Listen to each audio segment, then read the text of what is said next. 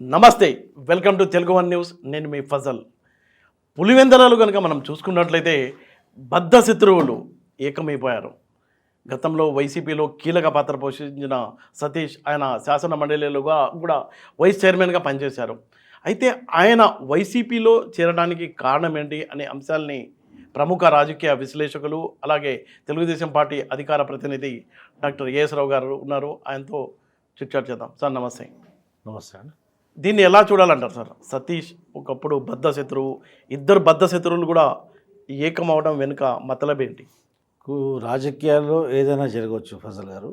ఎందుకంటే సతీష్ గారికి తెలుగుదేశం పార్టీ అన్ని అవకాశాలు ఇచ్చింది, సరైనటువంటి ప్రాధాన్యత కల్పించింది. శాసన మండలి ఉపసభాపతిగా అవకాశం కల్పించినప్పటికీ కూడా ఆయనకు తగు ప్రాధాన్యత ఇచ్చినాక వారు ఈ యొక్క రాష్ట్రంలో అప్రజాస్వామ్యంగా పరిపాలిస్తూ, ప్రజాస్వామ్యాన్ని కూలి చేస్తూ ఒక రాక్షస పరిపాలన కొనసాగిస్తున్నటువంటి ఆ యొక్క పార్టీలో, గతంలో తెలుగుదేశం పార్టీలో ఉన్నప్పుడు జగన్మోహన్ రెడ్డిని తీవ్రంగా విమర్శించిన వ్యక్తి మరి ఈరోజు ఓవర్ నైట్ ఏం జరిగింది, మరి ఏం లోపాయికార ఒప్పందాలు అయితే తెలియదు. ఎందుకంటే స్వార్థం అనేది ఒక మానవ లక్షణం.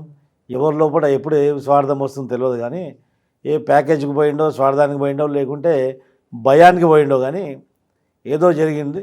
ఇక మా గూడు నుంచి ఊడిపోయిన, మా చెట్టు నుంచి ఊడిపోయిన పండుగకి మాకు సంబంధం లేదు ఇప్పుడు. కాదు అంటే అక్కడ పులివెందులలో తెలుగుదేశం పార్టీ కూడా దృష్టి పెట్టింది కదా. అక్కడ కుప్పంలో చంద్రబాబు నాయుడిని ఓడించడం ఒక లక్ష్యంగా పెట్టుకున్నప్పుడు ఇక్కడ కూడా పులివెందులలో ఓడిస్తామంటున్న నేపథ్యంలో ఆ భయంతోనే శత్రువుల్ని కలుస్తున్నారా? కుప్పంలో చంద్రబాబు నాయుడు గారిని ఓడించడం ఎవరు? నా ఉద్దేశం అది కాదు. పులివెందులలో ఓడిపోతానన్న భయంతోనే, ఎందుకంటే ఖచ్చితంగా శత్రువుల్ని కూడా మిత్రులు చేసుకుంటున్నారు. నేనే గత ఎన్నో డిబేట్లు నేనే చెప్పాను, పులివెందులలో ఖచ్చితంగా జగన్మోహన్ రెడ్డి డిపాజిట్ గల్లంత చేస్తామని చెప్పి కూడా మేము చెప్పినాం. అంటే అదే దిశగా కార్యక్రమం చేస్తున్నాం.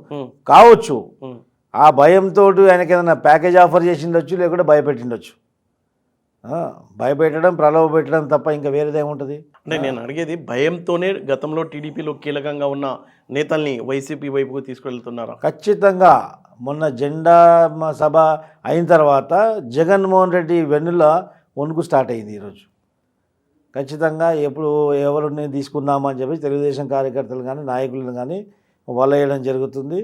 ప్రలోభాలు పెట్టి భయపడించి వాళ్ళకు రేపు ప్రభుత్వంలో మేము వస్తాం, ఖచ్చితంగా మీకు ప్రాధాన్యత కల్పిస్తామని చెప్పేసి డబ్బులు ఇచ్చు, నయానో భయానో ఏదో విధంగా తెలుగుదేశంలో ఉన్నటువంటి కీలక నాయకుల్ని వైసీపీలో చేర్చుకోవాలని చెప్పి వాళ్ళు ఒక ప్రయత్నం అయితే చేస్తున్నారు. ఏది చేసినప్పటికి కూడా ప్రజలు ఈరోజు చైతన్యవంతులయ్యారు.